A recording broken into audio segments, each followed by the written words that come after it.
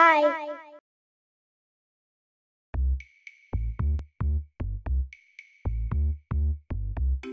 Good day, everyone. Today we're going to talk about one of the world's worst invaders, the golden apple snail, which is popularly known as golden kohol in the Philippines. In the 1980s, from South America, it was introduced to Asia as a potential food source for the people, but unfortunately, it became a major problem in farming. It became well known in Asia as the number one pest in rice fields, which leads to big economic losses in agricultural areas or countries such as the Philippines. They can be found in the tropics, subtropics, and various freshwater areas such as lakes, ponds, watercourses, wetlands, and agricultural areas. Compared to native snails, golden apple snails are bigger and have a globular, muddy brown or greenish shell, often with spiral banding patterns around the whorls. They are amphibious and nocturnal animals as they submerge near the surface of the water during the day. However, they are more active during the night as they leave the water to search for fresh vegetation. Their activity rate highly varies with the water temperature. They prefer higher temperatures around 25 degrees Celsius and are more resistant to lower temperatures compared to other species. It is due to its strong adaptability, omnivorous habit, and high ability of reproduction that make it a serious problem to aquatic ecosystems like paddy fields. The golden apple snail eats up young and emerging rice plants, which are essential for the economy and a primary food source for some countries. This is what makes the organism invasive, since they cut up the rice stem at the base, which leads to the destruction of the whole plant. If no action is taken, they are able to destroy 1 square meter of fields overnight. Now, how was it brought to its new habitat? Pomasea canaliculata, or the golden apple snail, was first introduced from Argentina to Taiwan back in 1979 to 1981 as a potential food.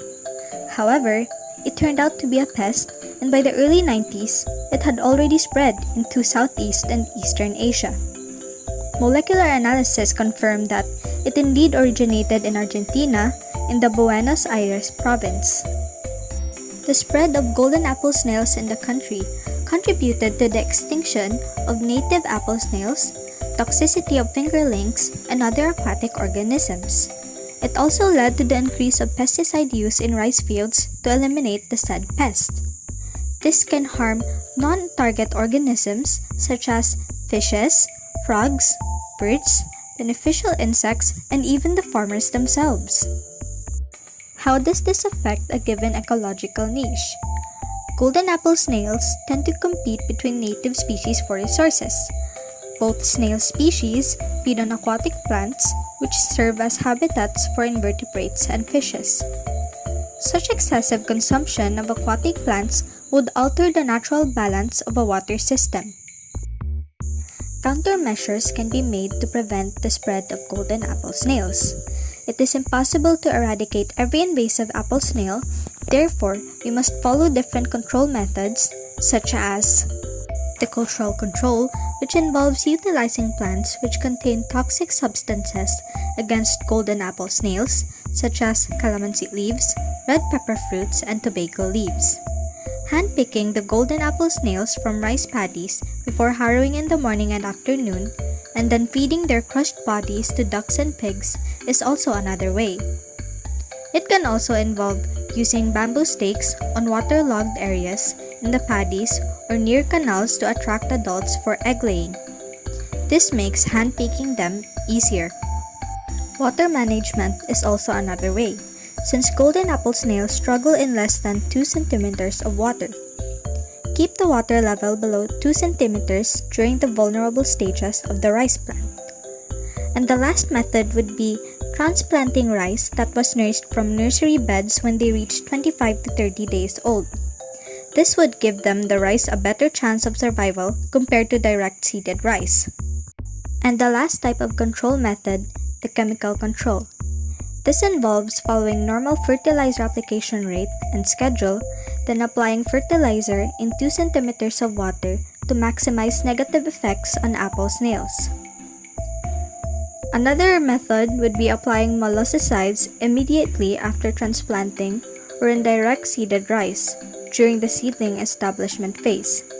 This is only for rice younger than 30 days old.